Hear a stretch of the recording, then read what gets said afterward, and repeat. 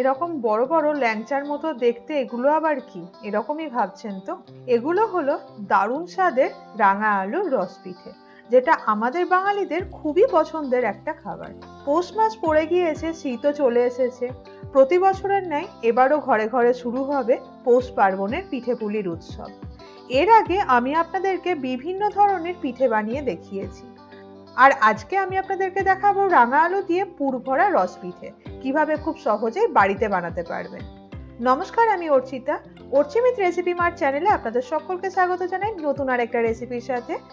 চলুন ঝটপট দেখে নিই রাঙা আলু দিয়ে কিভাবে খুব সহজেই আপনারা পুর ভরা রস পিঠে বাড়িতেই বানাতে পারবেন।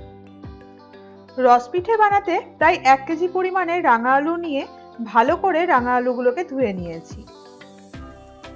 এবারে একটা প্রেসার কুকার নিয়ে তাতে এই রাঙা আলুগুলোকে ট্রান্সফার করে নেব।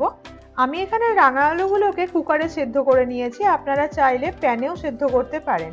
আর রাঙা আলু সেদ্ধ হতে কিন্তু খুব বেশি সময় নেয় না, তাই ওভার বয়েল করবেন না, তাতে আলুগুলো খুব বেশি নরম হয়ে যাবে। এবার আমি কুকারের মধ্যে দিয়ে দেবো 1 গ্লাস পরিমাণে জল। এবার কুকারের লিডটা লাগিয়ে মিডিয়াম ফ্লেমে 2 থেকে 3টে হুইসেল দিয়ে নেব, সো দ্যাট আলুগুলো ভালো করে সেদ্ধ হয়ে যায়। রাঙা আলুটা ততক্ষণে সিদ্ধ হোক, চলুন রস পিঠের জন্য রস তথা সেরাটা বানিয়ে নিই। প্রথমেই একটা কড়াই নিয়ে তাতে মোটামুটি 250 মিলিলিটার পরিমাণে জল দিয়ে দেব। জলটা কিন্তু আপনারা এরকম আন্দাজে নেবেন যাতে পিঠেগুলো সেরাতে ডুবে থাকে। জলটা গরম হয়ে গেলে এবারে দিয়ে দেব 50 গ্রাম পরিমাণে নকুলদানা। আপনারা চাইলে এখানে নকুলদানার পরিবর্তে চিনিও যোগ করতে পারেন, এবং একটুখানি নকুলদানাগুলো গলে গেলে তাতে দিয়ে দেবো খেজুর গুড়। আমি এখানে প্রায় 200 গ্রাম পরিমাণে খেজুর গুড় নিয়ে নিয়েছি। আমরা এখানে আজকে এই যে সেরাটা বানাচ্ছি সেটা গুড়ের সেরা বানাবো, আপনারা চাইলে শুধুমাত্র চিনির সেরাও বানাতে পারেন। গুড়গুলো ভেঙে ভেঙে কড়াইতে দেওয়ার পরে যতক্ষণ পর্যন্ত না গলে যায় ততক্ষণ পর্যন্ত এরকমভাবে খুন্তির সাহায্যে নাড়াচাড়া করে যেতে হবে। দেখুন গুড়টা খুব সুন্দরভাবে গলে গিয়েছে এবং সেরাটা ফুটতে শুরু করেছে। মিডিয়াম ফ্লেমে মোটামুটি 5 মিনিট মতো ভালোভাবে ফুটিয়ে নিলেই তৈরি হয়ে যাবে রস পিঠের জন্য প্রয়োজনীয় রস বা সেরাটা। দেখতেই পাচ্ছেন রস পিঠের জন্য রস বা সেরাটা তৈরি হয়ে গিয়েছে। এবারে চলুন আমরা পিঠেটা তৈরি করে ফেলি। রাঙা আলুটা এতক্ষণে আশা করি সেদ্ধ হয়ে গিয়েছে। চলুন কুকারের ঢাকনাটা খুলে একবার চেক করে নিই। এবারে একটা ছাঁকনি বা ছিদ্রযুক্ত বাটিতে আলুগুলো ঢেলে নেব, যাতে আলুগুলো জল থেকে আলাদা হয়ে যায়।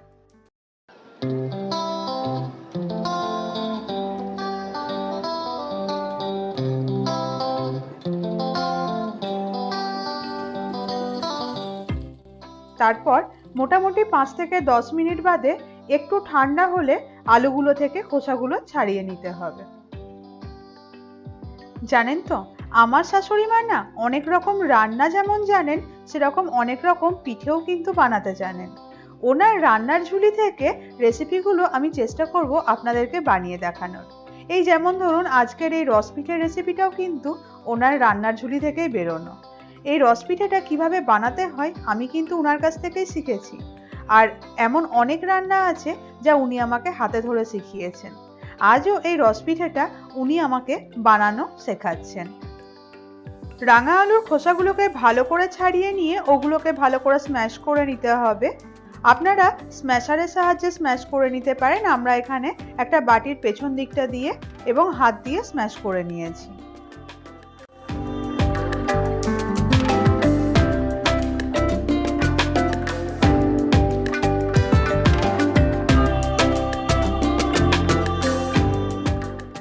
এই মুহূর্তে আলুগুলোকে খুব ভালোভাবে হাতে করে মাখিয়ে নিতে হবে, যাতে আলুর মধ্যে কোনো রকম লাম্পস না থেকে থাকে।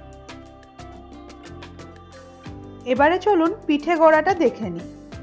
সাইডে একটু ময়দা নিয়ে রাঙা আলুর সঙ্গে মাখিয়ে একটু শক্ত বল বানিয়ে নিতে হবে। ময়দার পরিমাণটা কিন্তু এখানে খুব বেশি দেবেন না। লক্ষ্য রাখবেন আলুর বলগুলো যেন খুব শক্তও না হয় বা খুব নরমও না হয়, তাহলে পিঠেটা ভাজার সময়তে কিন্তু শক্ত হয়ে যাবে এবং ভিতরে রস ঢুকবে না। এবারে 2 হাতের বুড়ো আঙুলের সাহায্যে চারদিকে হালকা হালকা চাপ দিয়ে একটা বাটির শেপ দিয়ে দিতে হবে এবং ভিতরে পুরটা দিয়ে তারপর সাইড থেকে বাটির মুখটা বন্ধ করে হাতের মুঠোর সাহায্যে এরকম করে প্রথমে গোল করে নিতে হবে এবং তারপরে এরকম লম্বা ও চ্যাপ্টা শেপ দিয়ে দিতে হবে। পুর ভরা রস পিঠের যে চিরাচরিত শেপ হয়ে থাকে আমরা কিন্তু সেই শেপটা দিয়েই পিঠেটা গড়ে নিয়েছি। আপনারা তবে আপনাদের মন মতো শেপ দিয়ে দিতেই পারেন। এবার আসি পুরের কথায়। আমরা এখানে পুর হিসাবে সন্দেশের পুর ব্যবহার করেছি। এখানে অনেকে চাঁচির পুর বা নারকেলের পুরও ব্যবহার করে থাকেন। এখানে একটা ছোট্ট টিপস আপনাদেরকে দিয়ে রাখি, ভিতরে পুরের পরিমাণটা কিন্তু খুব বেশি দেবেন না, তাহলে ভাজার সময়তে পুরটা বেরিয়ে চলে আসার সম্ভাবনা থাকে। তো একই প্রসেস ফলো করে আমরা বাকি পিঠেগুলো গড়ে নেব। তাহলে আপনারা দেখতেই পেলেন নিশ্চয়ই পিঠেটা ঠিক কতটা সোজাভাবে আমরা গড়ে নিতে পারলাম।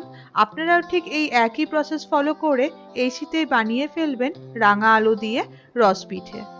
এখানে একটা ছোট্ট টিপস আপনাদের দিয়ে রাখি, রাঙা আলুর সাথে বাইন্ডিং এর জন্য আমি এখানে ময়দা ব্যবহার করেছি, তবে চাল গুঁড়ো ব্যবহার করেও কিন্তু বাইন্ডিংটা করা যায়। তবে কি হয়, পরে চাল গুঁড়ো আলুর মধ্যে থাকা জল টেনে নিয়ে কিছুক্ষণ পরে শক্ত হয়ে যায়, তখন পিঠেগুলো খেতে কেমন শক্ত শক্ত লাগে, নরম হয় না। সেই জন্যই আমরা এখানে চাল গুঁড়োর পরিবর্তে ময়দা ব্যবহার করেছি। আপনারা চাইলে ময়দার পরিবর্তে চাল গুঁড়ো ব্যবহার করতে পারেন। পিঠেগুলো তৈরি করে নেওয়া হয়ে গিয়েছে। এবারে চলুন পিঠেগুলোকে ভেজে নিই। পিঠেগুলোকে ভাজার জন্য প্রথমে একটা কড়াই নিয়ে নিলাম। কড়াইতে যথেষ্ট পরিমাণে তেল দিয়ে দেবো যাতে 2 থেকে 3টে পিঠে একসঙ্গে ভালোভাবে ভেজে নেওয়া যায়। আমি যে কড়াইতে পিঠেগুলো ভাজবো এই কড়াইতে 3টে পিঠে একসঙ্গে ভাজতে পারবো। তবে হ্যাঁ, আপনারা যদি বড় কড়াই ব্যবহার করেন তো সেক্ষেত্রে একসঙ্গে 5টা থেকে 6টা পিঠেও একসঙ্গে ভেজে নিতে পারেন। গ্যাসের ফ্লেমটাকে হাই রেখে প্রথমে তেলটাকে খুব ভালোভাবে গরম করে নিতে হবে। তারপরে গ্যাসের ফ্লেমটাকে লো টু মিডিয়ামে রেখে পিঠেগুলো একে একে দিয়ে দেব কড়াইতে এবং পিঠেগুলোর 2 সাইডটাই হালকা লাল রং করে ভেজে নিতে হবে। পিঠেগুলো ভাজার সময়তে গ্যাসের ফ্লেম কখনোই হাইয়ে রাখবেন না, তাহলে কি হবে, পিঠের বাইরের দিকটা খুব সুন্দরভাবে ভাজা হয়ে যাবে অথচ ভেতরের দিকটা কিন্তু কাঁচা থেকে যাবে। তো সেই জন্য গ্যাসের ফ্লেম সবসময়তে ভাজার সময়তে লো টু মিডিয়ামে রেখেই ভাজবেন। পিঠের একদিকটা দেখুন খুব সুন্দরভাবে ভেজে নেওয়া হয়ে গিয়েছে, কালারটাও খুব সুন্দর এসছে। এবারে উল্টিয়ে দিয়ে অপর পিঠটাও খুব সুন্দরভাবে এরকম ব্রাউন কালার করে ভেজে নিতে হবে। পিঠেগুলো এরকম করে 2 দিকই সুন্দর ব্রাউন কালার করে ভেজে নেওয়া হয়ে গেলে একে একে প্লেটের মধ্যে তুলে নেব এবং ওই গরম অবস্থাতেই পিঠেগুলোকে আগে থেকে বানিয়ে রাখা রসের মধ্যে দিয়ে দেব। এই একই প্রসেস ফলো করে বাকি পিঠেগুলোও ভেজে নেব এবং তারপরে সেগুলো ভাজা হয়ে গেলে তুলে রসের মধ্যে দিয়ে দিতে হবে। তাহলে দেখতেই পেলেন আপনারা কিভাবে রাঙা আলু দিয়ে পিঠে ইজিলি বানিয়ে সুস্বাদু রস পিঠে বানানো যায়। তাহলে আর কি, রেসিপি তো আপনাদের সামনে। বাড়িতে অবশ্যই এই একই প্রসেস ফলো করে এই শীতকালেই আপনারা অবশ্যই বানাবেন রাঙা আলুর রস পিঠে। আর এখানে একটা ছোট্ট রিকোয়েস্ট আপনাদেরকে করব, যদি রেসিপিটা আপনাদের ভালো লেগে থাকে অবশ্যই লাইক করবেন এবং আপনার বন্ধুদের সাথে শেয়ার করে দেবেন। আর চ্যানেলে যদি নতুন এসে থাকেন অবশ্যই আমার চ্যানেলটি সাবস্ক্রাইব করে পাশে থাকবেন।